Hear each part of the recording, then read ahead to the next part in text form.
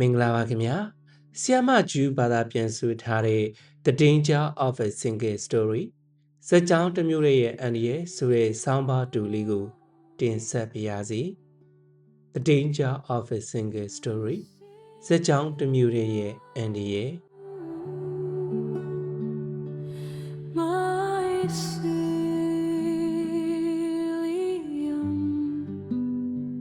ကျမကဇာတ်ကြောင်းပြောသူဝတ္ထုရေးသူတယောက်ပါဇာတ်ကြောင်းတစ်မျိုးရဲ့အန္တရာယ် Danger of a Single Story လို့ခေါ်ဆိုသတ်မှတ်ခြင်းနဲ့ကျမရဲ့ကိုယ်ကိုယ်တာဖြစ်ပျက်တချို့ကိုကျမပြောပြခြင်းပါတယ်ကျမကနိုင်ဂျီးရီးယားအရှေ့ပိုင်းတက္ကသိုလ်ဝင်းကျင်မှာကြီးပြင်းလာခဲ့ပါတယ်ကျမအသက်2နှစ်မှာစာဖတ်နေပြီလို့မိမိကပြောတာပဲတကယ်တော့4နှစ်ကပိုးပြီးအမှန်နဲ့နှီးစက်မယ်ထင်ပါရဲ့ဆိုပါစို့ကျမကစာဖတ်စောသူတယောက်ပါကျမဖတ်ခဲ့တာကဗြိတိရှနဲ့အမေရိကန်ကလေးစာပေစာအုပ်တွေပေါ့ကျမကစာရေးစောသူတယောက်လည်းဖြစ်ပါတယ်ကျမစာရေးတဲ့အချိန်ကကျမအသက်9နှစ်ပါခဲတံနေရေးပြီးရောင်စုံနဲ့တရုတ်ဘော်ပုံတွေရေးချထားတဲ့ကျမစာပေတွေကိုဒိုင်ခံဖတ်ပြရတဲ့သူကကျမမိမိပေါ့ကျမဖတ်ရတဲ့စာအုပ်တွေကဇလန်းတွေမျိုးကျမရေးတော့တာပါပဲကျမရဲ့ဇက်ကောင်တွေကမျက်လုံးပြပြနဲ့အသားဖြူဖြူလေးတွေပေါ့သူတို့ကနင်းတော်ထဲမှာဆော့ကစားကြတယ်ပန်းသီးတွေစားကြတယ်ပြီးတော့ကြည်စံနေထွက်လာတာဘလောက်များချစ်စရာကောင်းလိုက်ပါသလဲဆိုတာမျိုးရာသီဥတုအကြောင်းကိုပြောကြတယ်ကျမတကယ်နေတာကနိုင်ဂျီးရီးယားမှာလေကျမနိုင်ဂျီးရီးယားရဲ့ပြင်ပကိုတခါမှမရောက်ဘူးကျမတို့မှာနှင်းမရှိဘူးကျမတို့ကတရက်ဒီကိုစားကြတယ်ပြီးတော့ရာသီဥတုအကြောင်းဘယ်တော့မှမပြောကြဘူးပြောစရာမှမလိုပဲဒါကဘာကိုပြောချင်တာလဲဆိုတော့ပုံဝိထုတစ်ခုကိုဖတ်တဲ့အခါအထူးသဖြင့်ကလေးဘဝမှာကျမတို့ဘလောက်များလွှမ်းမိုးခံရဖို့လွယ်တယ်လေထိကြိုက်လွယ်တယ်ဆိုတာကိုပြောချင်တာပါကျမဖတ်ရတာကနိုင်ငံခြားဇာတ်ကောင်တွေပါတဲ့စာအုပ်တွေဒီတော့စာအုပ်စာပေဆိုတာဇက်ကောင်တွေမှန်သမျှနိုင်ငံခြားသားတွေကျမတို့နေ့စဉ်ဘဝနဲ့ဆက်ဆက်ဖို့တော့ခက်ခဲတဲ့အရာတွေလို့ထင်ခဲ့မိတော့တာပေါ့နောက်ပိုင်းအာဖရိကန်စာအုပ်တွေကိုတွေ့လို့ဖတ်မိသွားမှကျမအသိတွေပြောင်းလဲသွားတော့တယ်အာဖရိကန်စာအုပ်တွေကရှားပါတယ်နိုင်ငံခြားစာအုပ်တွေလောက်ရှားရမလွယ်ပါဘူး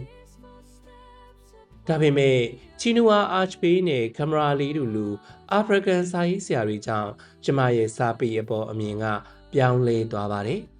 ကျမလူမျိုးချောကလက်ရောင်အသားအရည်နဲ့မင်းကလေးတွေစပင်မဲကောက်ကွေးဖွာနေတာကြောင့်ပိုနီတေးမြင့်မိစပင်စီးနှောင်လို့မရတဲ့မိန်းကလေးတွေဟာလည်းစာပေထဲမှာရှိနေကြပါလားလို့သိသွားတယ်ဒီတော့မှကျမသိတဲ့အရာတွေအကြောင်းစာပြေရေးပါတော့တယ်ကျမဖတ်ရတဲ့အမေရိကန်စာအုပ်တွေဗြိတိရှစာအုပ်တွေကိုကျမချစ်ပါတယ်သူတို့ကြောင့်ကျမရဲ့စိတ်ကူးစိတ်တမ်းတွေဖြန့်ကျက်လာနိုင်ခဲ့တာပါကျမအတွက်သူတို့ကကဘာတစ်တွေကိုဖွင့်ပြမိတ်ဆက်ပေးခဲ့တာပါဒါပေမဲ့ရည်ရွယ်မထားတဲ့အကျိုးဆက်ကတော့ကျမအနေနဲ့စာပေမှာကျမလိုလူမျိုးတွေတည်ရှိနေတယ်ဆိုတာမသိခဲ့ရတာပါပဲဒီတော့အာဖရိကန်စာရေးဆရာတွေကိုရှာဖွေတွေ့ရှိလာမှပဲစာအုပ်စာပေတွေဆိုဒီမှာအနောက်တိုင်းသားတွေသာဆိုတဲ့ဇက်ကြောင်းတစ်မျိုးရဲ့အတွေ့ကနေလွတ်မြောက်ခဲ့ရတာပါကျမကအလဲလက်တန်းစားတမယိုးကြနိုင်ဂျီးရီးယားမိသားစုကနေပေါက်ဖွာလာတာပါကျမအဖေကကျောင်းဆရာကျမအမေကတော့အုတ်ချိုရီယုံကဝန်ထမ်းပါဒီတော့ထုံးစံအတိုင်းကျမတို့အိမ်မှာအနီးအနားရွာတွေကနေလာလှုပ်တဲ့အိမ်အကူတွေရှိပါတယ်ဒါကြောင့်ကျမအသက်8နှစ်အရွယ်မှာကျမတို့စီမှာအိမ်အကူကောင်းလေးအစ်စ်ရောက်လာပါတယ်သူ့နာမည်ကရီဒီတဲ့ကျမအမေသူ့အကြောင်းပြောပြသမျှကသူတို့မိသားစုကတိတ်ဆင်းရဲတယ်တဲ့ကျမအမေကသူတို့မိသားစုစီကိုကျမတို့ရဲ့အဝတ်ဟောင်းတွေကစုံဥတို့စံတို့စားစရာတွေပို့ပေးလိရှိတယ်ပြီးတော့ကျမကညစာကိုဂုံအောင်မစားဘူးဆိုရင်ကျမအမေပြောနေကြစကားကဂုံအောင်စားစမ်းနင်မသိဘူးလားဖီဒီတို့လိုမိသားစုတွေမှာစားစရာတော့မရှိဘူးတဲ့ ဒီတော့ကျမဖီတီတို့မိသားစုကိုတအားကိုတနာသွားမိတယ်ဒီလိုနဲ့စနေတရက်မှာကျမတို့ဖီတီတို့ရွာကိုတွားလေပါတယ်အဲ့ဒီမှာသူ့အမေကကျမတို့ကိုဖီတီအကူရက်လုတ်ထားတဲ့တိတ်လာတဲ့ချင်းတောင်တစ်လုံးကိုပြတယ်အချောက်ခံထားတဲ့ရာဘီယာအမြင်ကြောက်တွေနဲ့ရက်ထားတဲ့ချင်းမှာ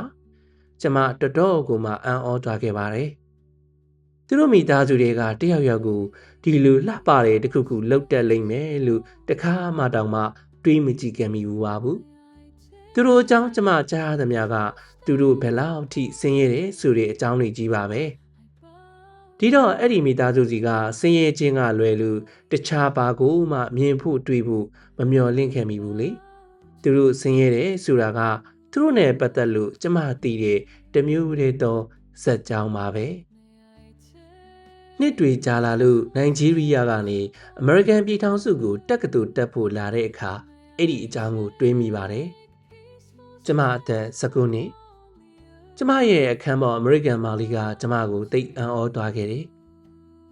ကျမကအင်္ဂလိပ်ဘာသာကိုဒီလောက်ကြီးတက်ကျွမ်းအောင်ဘယ်မှာလေ့လာသင်ကြားခဲ့တယ်လဲလို့မိပါတယ်ကျမကနိုင်ဂျီးရီးယားနိုင်ငံမှာအစိုးရရုံးသုံးဘာသာစကားကအင်္ဂလိပ်စာလို့ပြောတော့သူတွေးဝေသွားတယ်ကျမတို့နားထောင်တဲ့ရိုးရာဂီတမျိုးသူနားထောင်ခြင်းတယ်လို့ဆိုတော့ကျမကမာရီယာကယ်ရီကိုဖွင့်ပြလိုက်တဲ့အခါသူတော်တော်လေးစိတ်ကတိကအောင်ဖြစ်သွားတယ်ကျမကလျှက်ဆက်မီးဖို့မတုံးတက်တော့ဘူးလို့သူကထင်နေခဲ့တာလေအဲ့ဒီမှာကျမတန်းပြီးတိလိုက်တယ်ကျမကိုမမြင်ရခင်တုန်းကသူဟာကျမအတွက်စိတ်မကောင်းဖြစ်နေခဲ့ပါလိမ့်မယ်ကျမကိုသူကြိုတင်မျှော်မှန်းထားတာကတနာစရာအာဖရိကန်မာလေးတယောက်အဖြစ်နှိမ်ချတဲ့အမြင်မျိုးပေါ့ကျမရဲ့အခန်းပေါ်ကအာဖရိကနဲ့ပတ်သက်ပြီးဆင်းရဲရင်းနဲ့နေတဲ့အနာရောဂါနှိပ်စက်ငတ်မွန်နေတဲ့တမျိုးတည်းသောဇက်ကြောင်းကိုပဲသိထားမျှော်လင့်ထားခဲ့တာပါအဲ့ဒီလိုတမျိုးတည်းသောဇက်ကြောင်းမှာအာဖရိကန်တွေဘယ်နည်းနဲ့မှသူတို့နဲ့တူတာတွေရှိလိမ့်မယ်လို့ထင်ခဲ့မှာမဟုတ်ဘူးလေ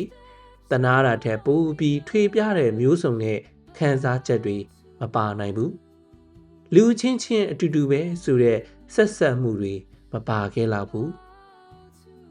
ကျမအမေရိကကိုမရောက်ခင်ကကျမအာဖရိကရဲ့လို့အတိအမှန်မပြုမိပါဘူးဒါပေမဲ့အမေရိကမှာတော့အာဖရိကဆိုတဲ့အကြောင်းအရာတစ်ခုခုပေါ်လာတိုင်းလူတွေကကျမပတ်လှည့်လာကြတယ်နမီးဘီးယားလူနေရာမျိုးကိုကျမဘာမှမသိပေမဲ့လေအခုတော့ဒီထုတ်ဖော်မှုအသစ်ကိုကျမဖတ်တွေ့ရပါပြီ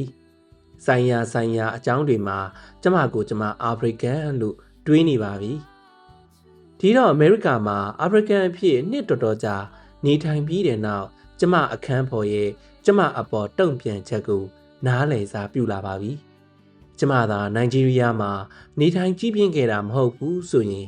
ပြီးတော့အာဖရိကအကြောင်းကိုလူတီများကြော်ကြားတဲ့တပ်ပုံတွေစီကသာကျမသိခဲ့ရမယ်ဆိုရင်အာဖရိကဆိုတာလှပတဲ့ရှုခင်းတွေလှပတဲ့တရိတ်ဆန်တွေနဲ့နားလည်ရခက်တဲ့လူတွေနေတဲ့နေရာအဖြစ်အထိပ္ပယ်မရှိတဲ့စစ်ပွဲတွေကိုတိုက်ခိုက်ဆင်းရဲခြင်းနဲ့ HIV/AIDS ကြောင့်တည်ဆုံနေရတဲ့သူတွေကိုအတွက်ကိုထုတ်ဖော်စကားမပြောတတ်တဲ့လူတွေကျင်းနာတတ်တဲ့လူဖြူကယ်တင်ရှင်တယောက်ယောက်ကလာကယ်ဖို့စောင့်နေတဲ့လူတွေအဖြစ်မြင်မိမှာပါပဲငယ်စဉ်တုန်းကဖီတီတို့မိသားစုအပေါ်ကျမမြင်ခဲ့တဲ့အမြင်မျိုးအတိုင်းအာဖရိကန်တွေအပေါ်ကျမမြင်မိမှာပါပဲအဲ့ဒီတော့ကျမအခန်းပေါ်ကသူ့ဘဝတစ်ချောင်းလုံးဒီဇက်ကြောင်းတစ်မျိုးတည်းကိုပဲမူအမျိုးမျိုးနဲ့မြင်ရကြားရခဲ့တာဖြစ်မှာပဲလို့ကျမသတိဝင်လာခဲ့ပါတယ်ဒါပေမဲ့ကျမတခုတော့အမြန်ဝင်ခင်ရလိမ့်မယ်ကျမလည်းဇက်ကြောင်းတစ်မျိုးတည်းဆိုတဲ့အချက်နဲ့ပတ်သက်ရင်အပြစ်ရှိခဲ့တာပါပဲလွန်ခဲ့တဲ့နှစ်အနည်းငယ်တုန်းကကျမအမေရိကန်ကနေမက္ကဆီကိုကိုတွားလာခဲ့တယ်အဲ့ဒီအချိန်အမေရိကရဲ့နိုင်ငံရေးအခြေအနေကတင်းမာနေတယ်ရွှေပြောင်းနေထိုင်လာသူတွေနဲ့ပတ်သက်လို့အငင်းပွားနေတဲ့အချိန်ပေါ့ရွှေပြောင်းလာသူတွေလို့ပြောလိုက်ရင်လည်းမက္ကဆီကန်တွေလို့မြင်တတ်ကြတော့တာပဲမက္ကဆီကန်တွေလို့ဆိုလိုက်တာနဲ့လည်းကျမ်းမာရေးစောင့်ရှောက်မှုစနစ်မှာငွေလိမ်တဲ့သူတွေနေဆက်ကိုခိုးကြောင်ခိုးဝဲနဲ့ဝင်လာတဲ့သူတွေနေဆက်မှာအဖမ်းခံရတဲ့သူတွေအဲ့ဒီလိုဇက်ကြောင်းမျိုးတွေပေါ့ကျမမှတ်မိနေသေးတယ်မက္ကဆီကိုအနောက်ပိုင်းဂွာဒါလာဂျရာမြို့ရဲ့ပထမဦးဆုံးနေ့မှာကျမဟူဒီဒီလမ်းလျှောက်တယ်လူတွေအလွတ်လွတ်တာကိုကြည့်တယ်ဈေးထဲမှာတော်တရာပြားတွေလှိမ့်နေတာကိုကြည့်တယ် လူတွေဆေးလိပ်တောင်းနေတာရီမောနေတာဒါမျိုးတွေပေါ့ပထမတော့နည်းနည်းအံ့ဩတာကျမမှတ်မိတယ်နောက်တော့ကျမခံစားလိုက်ရတာကရှက်ရွံ့မှုပေါ့မီဒီယာတွေသတင်းတွေမှာကျမကနစ်မြုပ်နေခဲ့တာဆိုတော့မက္ကဆီကန်လို့ဆိုလိုက်တာနဲ့တရားမဝင်ခိုးဝင်သူတွေဆိုတဲ့အချက်တစ်ခုကပဲကျမကောင်းနဲ့ရောက်လာခဲ့တာကိုဒါကမက္ကဆီကန်တွေနဲ့ပတ်သက်တဲ့ကျမရဲ့တစ်ဖက်ထဲမြင်တဲ့တမျိုးတဲ့သောဇက်ကြောင့်ဖြစ်နေတာကိုကျမတော်တော်ကိုရှက်သွားမိပါတယ်ဒါကတမျိုးတဲ့သောဇက်ကြောင့်ကိုဘယ်လိုဖန်တီးတယ်ဆိုတာကိုပြသတာပါပဲလူမျိုးတစ်မျိုးကိုအကြောင်းအရာတစ်ခုခုဖြစ်တာပြလိုက်တခြားဘာမှမဟုတ်ဘူးဒီတစ်ခုတည်းသာပဲရဲ့လို့ပြလိုက်အဲ့ဒါကိုထက်ခါပြလိုက်အဲ့ဒီအခါအဲ့ဒီလူမျိုးအပေါ်ထင်မြင်နားလည်မှုကအဲ့ဒီအတိုင်းဖြစ်လာတော့တာပဲဇက်ကြောင်းတစ်မျိုးတဲ့ကိစ္စနဲ့ပတ်သက်လို့ပြောရတော့မယ်ဆိုရင်အာနာအကြောင်းမပါပဲပြီးမှမဟုတ်ပါဘူးနိုင်ဂျီးရီးယန်ဘာသာစကားအစ်ဘိုမှာစကားလုံးတစ်လုံးရှိတယ်အာနာဖွဲ့စည်းမှုနဲ့ပတ်သက်လို့တွေးမိတိုင်းကျမအမြဲတွေးမိတဲ့စကားလုံးပေါ့အန်ကာလီတဲ့ဒါကနံတစ်ခုပါ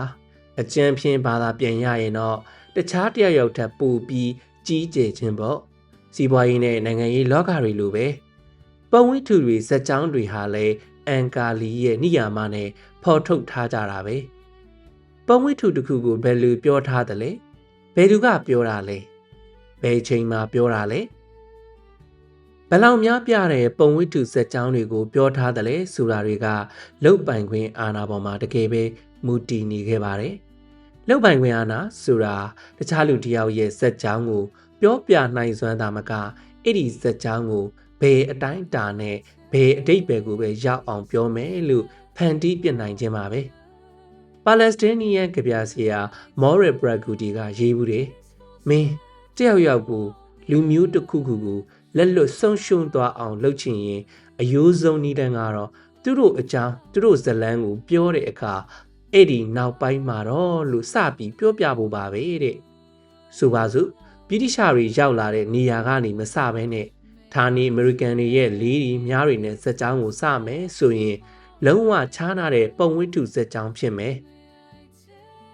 ကိုလိုနီသိမ်းပိုက်ဖန်တီးမှုတွေနဲ့မစဘဲအာဖရိကန်နိုင်ငံရဲ့ယူရင်းဆုံးရှုံးမှုအခြေအနေနဲ့ဇက်ကြောင်းကိုစမယ်ဆိုရင်လုံးဝကွဲပြားခြားနာတဲ့ဇက်ကြောင်းဖြစ်သွားမယ်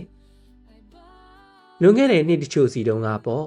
စာရေးဆရာတွေအောင်မြင်မှုရဖို့ဆိုရင်နာကျင်စရာဆိုးရွားတဲ့ကလေးဘဝကိုဖျက်ဆီးခဲ့ကြရမှာပဲဆိုတဲ့အမြင်ရှိတဲ့တာကိုကျမသတိထားမိခဲ့တော့ကျမမိဘတွေကျမအပေါ်ဘယ်လိုဆိုးရွားတဲ့အရာတွေပြုမှုခဲ့တဲ့ဆိုတဲ့ဇက်ကြောင်းမျိုးဖန်တီးပြီးပြောရင်ကောင်းမလဲလို့စဉ်းစားကြည့်မိသေးတယ်။ဒါပေမဲ့တကယ်အမှန်တရားကကျမမှာအလွန်ပျော်ရွှင်ရတဲ့ကလေးဘဝကိုရခဲ့တယ်။ရီမောရတာတွေချစ်ချင်းမြတ်တာတွေအပြည့်နဲ့လုံးဝရင်နီနွေးထွေးတဲ့မိသားစုနဲ့ကျမရဲ့ကလေးဘဝပါ။ဒါပေမဲ့ကေဆယ်ရေးစခန်းတွေမှာတည်သွားတဲ့ကျမအဖိုးတွေလည်းရှိပါတယ်။ကျမရဲ့ဝမ်းခွဲအကူပေါ်လီဆိုရင်လုံလောက်တဲ့ကျမရေးဆောင်ရှောက်မှုမရလို့တည်သွားခဲ့တာပါကျမရဲ့အရင်ဒီဆုံးတငယ်ချင်းတွေကတယောက်ဖြစ်တဲ့အိုကိုလိုမာဆိုရင်လင်းရင်ပြစ်ကြတဲ့အထက်မှာတည်သွားတယ်။ဘာကြောင့်လဲဆိုတော့ကျမတို့ရဲ့မိသက်ကားတွေမှာရေမရှိလို့ပါပဲ။ကျမဟာပညာရေးကိုတန်ဖိုးမဲ့အောင်ချိုးနှိမ်ထားတဲ့ဆိုရလက်အောင်မှာကြီးပြင်းခဲ့ပါတယ်။ဒီတော့ကျမမိဘတွေကတခါသူတို့လာကားတွေမရကြပါဘူး။ဒီတော့ကျမကကလေးတယောက်အနေနဲ့နက်နက်စာစပွဲမှာယူမရှိတာပြီးတော့မာဂျရင်းထော့ပံမရှိတာကြုံရပါတယ်။နောက်တော့ပေါင်မုံကတိတ်စီးကြီးလာတာပြီးတော့နွားနုကိုဝေပုံချဝယ်ရတာမျိုးတွေကြုံလာရပါတယ်။အဆိုးဆုံးကတော့နိုင်ငံရေးနဲ့ပတ်သက်တဲ့ပုံမှန်လိုဖြစ်နေတဲ့ကြောက်ရွံ့မှုဟာကျမတို့ဘဝတွေကိုထွင်းဖောက်ဝင်ရောက်နေခဲ့တာပါ။အဲ့ဒီအမျိုးမျိုးသောဇက်ကြောင်းအားလုံးကကျမရဲ့လူဖြစ်လာအောင်ပြုလုပ်ဖန်တီးပေးလိုက်တာ။ဒါပေမဲ့အနှုတ်လက္ခဏာဇက်ကြောင်းတချို့နဲ့သာပြီးနေရင်တခြားသောဇက်ကြောင်းတွေကိုသတိမပြုမိခဲ့ဘူးဆိုရင်တော့ကျမရဲ့လူဖြစ်လာမှာမဟုတ်ပါဘူး။တမျိုးတည်းသောဇက်ကြောင်းကတိမ်ကြုံတတ်မှတ်ချက်တွေကိုဖန်တီးတယ်။တိမ်ကြုံတတ်မှတ်ချက်တွေရဲ့ပြဿနာကမမှန်တာထက်မပြည့်စုံနိုင်တာပါ။တခုတည်းသောဇက်ကြောင်းကိုပဲပြောနေတဲ့အခါမပြည့်စုံတဲ့တမျိုးတည်းသောဇက်ကြောင်းပဲဖြစ်လာပါတော့တယ်။အာဖရိကဟာ ဆင်းရဲခြင်းတွေယောဂထူပြောမှုတွေစစ်ပွဲတွေငတ်မုတ်ခေါင်းပါမှုဘေးတွေနဲ့ပြည့်နေတာမှန်ပါတယ်ကွန်ဂိုဒေသမှာဖြစ်ခဲ့တဲ့ကြောက်စရာကောင်းတဲ့မရင်းကျင်မှုတွေကစိတ်တက်ကြစရာတွေပါပဲနိုင်ဂျီးရီးယားမှာအလုတ်တနေရလွတ်သွားရင်အဲ့ဒီအလုတ်အတွက်လူ9000လောက်စုပြုံလျှောက်ကြတာတွေဒါမျိုးတွေလည်းရှိပါတယ်ဒါပေမဲ့ဘေးဒုက္ခအန္တရာယ်တွေမဟုတ်တဲ့တခြားဇာတ်ကြောင်းတွေအကောင်းဘက်ကဇာတ်ကြောင်းတွေလည်းရှိပါတယ်အဲ့ဒီအကြောင်းတွေကိုပြောပြဖို့လည်းတိတ်အရေးကြီးပါတယ်လူတစ်ယောက်အကြောင်းဒါမှမဟုတ်နေရာတနေရာအကြောင်းကိုဖြစ်ပြန်နေတဲ့တခြားဇာတ်ကြောင်းအမျိုးမျိုးအထူးတွေကိုထည့်သွင်းမစင်စားပဲအသေးချာမသိနိုင်ဘူးလို့ကျွန်မခံစားရတယ်ဇာတ်ကြောင်းတစ်မျိုးရဲ့အကျိုးဆက်ကတော့လူတွေရဲ့ဂုဏ်သိက္ခာကိုလူရဲ့ပြက်ပြားစေခြင်းပါပဲဇက်ကြောင်းတစ်မျိုးတည်းပဲဖော်ပြခြင်းအပြင်ကျမတို့ရဲ့ဒန်းတူညီမျှမှုလူသားဝါဒကိုအတိအမှတ်ပြုဖို့ခက်ခဲသွားစေပါတယ်ဇက်ကြောင်းတစ်မျိုးတည်းပဲဖော်ပြနေတဲ့အခါကျမတို့အချင်းချင်းဘယ်လိုတူညီကြသလဲဆိုတာထက်ဘယ်လိုကွဲပြားခြားနားသလဲဆိုတာကိုပိုပြီးအသားပေးတယ်လို့ဖြစ်သွားပါတယ်အဲ့ဒီတော့ကျမရဲ့မက္ကဆီကန်ခီးမတိုင်မီမှာနေဆက်ပြောင်းရွှေ့ဝင်ရောက်လာတဲ့ပြည်ထနာတွေနဲ့ပတ်သက်တဲ့အငင်းခုံမှာဟိုဘက်ရောဒီဘက်ရောကျမတိထားခဲ့မယ်ဆိုရင်မကောင်းဘူးလားနောက်ပြီးကျမအမေကဖီဒီတို့မိသားစုနဲ့ပတ်သက်ပြီးပြောတဲ့အခါသူတို့တိတ်ဆင်းရဲတယ်ဆိုတာတွေမကပဲသူတို့အလုပ်ကြိုးစားတယ်ဆိုတာပါခဲ့ရင်မကောင်းဘူးလားနောက်ပြီးအမျိုးမျိုးကွဲပြားတဲ့ဇာတ်ကြောင်းတွေအစုံလင်ကို African Television ကွန်ရက်တွေကနေတကဘာလုံးကိုပြသပေးနိုင်ခဲ့မယ်ဆိုရင်မကောင်းဘူးလားဒါမှသာ Nigerian စာရေးဆရာချီနိုဝါအာချပေးပြောတဲ့ဇာတ်ကြောင်းတို့ရဲ့မျှကြီး Avalanche of Story ကိုရမှာမဟုတ်ဘူးလားကျမအိမ်ပြန်တဲ့အခါတိုင်းဖြစ်နေကြစိတ်ကတိကအောက်ဖြစ်ရတဲ့အတွေ့အကြုံတွေနဲ့ရင်ဆိုင်ရတယ်အများစုသော Nigerian တွေအတွက်ကျမတို့နိုင်ငံရဲ့ကြာရှုံးယူရွေးနေတဲ့အခြေခံအဆောက်အုံတွေအတွက်ကျမတို့ရဲ့ကြာရှုံးနေတဲ့အစိုးရအတွက်ပေါ့ဒါပေမဲ့တပြိုင်တည်းမှာအစိုးရဘလောက်ညံ့ညံ့ခဏရည်ပြည့်နဲ့မယုံကြည်နိုင်လောက်အောင်အားထုတ်ကြိုးစားနေတဲ့လူတွေကိုလည်းတွေ့ရတယ်။နွေရာသီတိုင်းလာကော့စ်မှာကျမစာရေးနည်းအလုပ်ရုံဆွေးနွေးပွဲတွေတင်ပေးပါတယ်။အန်ဩစရာဝမ်းသာစရာပဲလူတွေအများကြီးရှောက်လွာတင်ကြတယ်။လူတွေအများကြီးစာရေးချင်ကြတယ်။ဝတ္ထုဇာတ်ကြောင်းတွေပြောချင်ကြတယ်။ကျမရဲ့ Nigerian ထုတ်ဝေသူနဲ့ကျမပေါင်းပြီး Parabina လို့ခေါ်တဲ့အမျက်မယူတဲ့အဖွဲ့လေးတစ်ဖွဲ့တီထောင်လိုက်ပါပြီ။လက်ရှိစာကြည့်တိုက်တွေကိုအားဖြည့်ပေးဖို့မရှိသေးတဲ့စာကြည့်တိုက်တွေကိုတီထောင်ပေးဖို့ကျောင်းစာကြည့်တိုက်တွေမှာမရှိတဲ့စာအုပ်တွေကိုလှူဒန်းဖို့အိမ်မက်အကြီးကြီးကိုမှတ်ကြပါတယ်။စာရေးချင်တဲ့သူတွေဝတ္ထုစကြောင်းပြောဖို့စိတ်ပြင်းပြတဲ့သူတွေအတွက်စာရေးနည်းအလုပ်ရုံဆွေးနွေးပွဲတွေထက်ခါလုပ်ပေးဖို့ရောပေါ့။ဇက်ကြောင်းတွေကတိတ်အရေးကြီးပါတယ်။ဝတ္ထုဇက်ကြောင်းများရှိဖို့အရေးကြီးပါတယ်။ဇက်ကြောင်းတွေကလူတွေပိုင်ဆိုင်တဲ့အရာကိုလက်လွတ်ဆုံးရှုံးအောင်ဖန်တီးပေးနိုင်တယ်။လူမျိုးတစ်မျိုးကိုအပုတ်ချမကောင်းပြောခင်ရဖို့လဲဖန်တီးပေးနိုင်တယ်။မှန်ပါတယ်။ဒါပေမဲ့ဇက်ကြောင်းတွေကပဲအဲ့ဒီပြိုကွဲပျက်စီးသွားတဲ့ဂုံတိတ်ခါကိုပြန်လဲပြင်ဆင်ကုစားပေးဖို့လဲတတ်နိုင်ပါတယ်။ American စာရေးဆရာမ Alice Walker ကရေးမှုတွေတောင်ပိုင်းကနေမြောက်ပိုင်းကိုရွှေ့ပြောင်းလာတဲ့သူ့ဆွေမျိုးတွေအကြောင်းသူတို့ချင်းခဲ့တဲ့တောင်ပိုင်းအကြောင်းစာအုပ်တုပ်ကို Alice Walker ကသူတို့နဲ့မိတ်ဆက်ပေးတယ်။သူတို့ဝိုင်းထိုင်ကြတယ်။သူတို့ဟာသူတို့လည်းစာအုပ်ဖတ်ကြတယ်။ကျမဖတ်ပြတာကိုလည်းနားထောင်ကြတယ်။အဲ့ဒီအခါမှာငြိမ်းချမ်းမှုကိုကျမတို့ပြန်ရလိုက်တယ်တဲ့။ I bow to you, a flower. May I take peaceful steps upon the earth. May I take peaceful steps. ကျမရဲ့စကားတွေကိုအတွေးတစ်ခုနဲ့အဆုံးသတ်ချင်ပါတယ်။ကျမတို့သာဇက်ကြောင်းတစ်မျိုးတည်းကိုလက်မခံပဲငင်းပယ်ကြရင်နေရာတနေရာနဲ့ပတ်သက်လို့ဖြစ်စီလူတစ်မျိုးမျိုးနဲ့ပတ်သက်လို့ဖြစ်စီတစ်မျိုးတည်းသောဇက်ကြောင်းဆိုတာဘယ်တော့မှမရှိဘူးလို့သဘောပေါက်သိမြင်လာကြတဲ့အခါဒုက္ခကဘာကိုကျမတို့ပြန်ရပါလိမ့်မယ်။